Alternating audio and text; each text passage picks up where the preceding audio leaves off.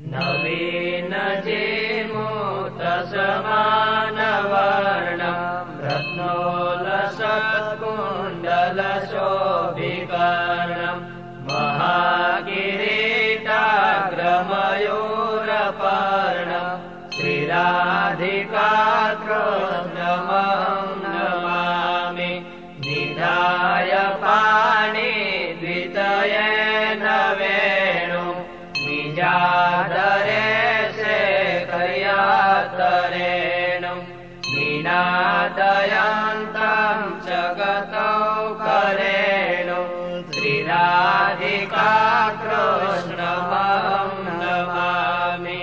विशुद्धहेमोजलपीतवस्त्रं हतारियूथं च विनापि शास्त्रं व्यतिकृतानेकसुराद्विदस्त्रं श्रीराधिकाकृष्णमहं नमामि।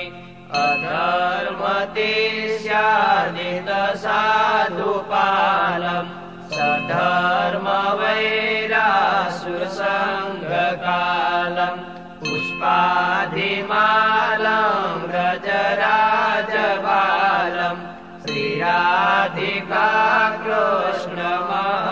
नमामि।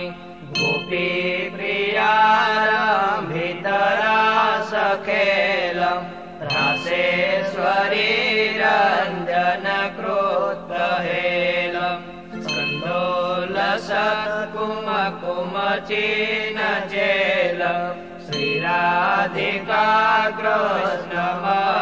नमामि। वृन्दावने प्रीततया वसन्तं निजाश्रितानां पदयोद्धरन्तं गोगोपगोपीरभिनन्दयन्तं श्रीराधिकाकृष्णमहं नमामि।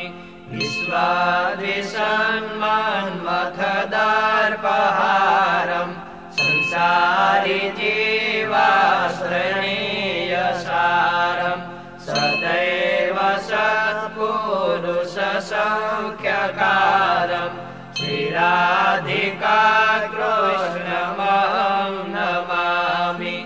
आनन्दितात्मा व्रजवासितोकं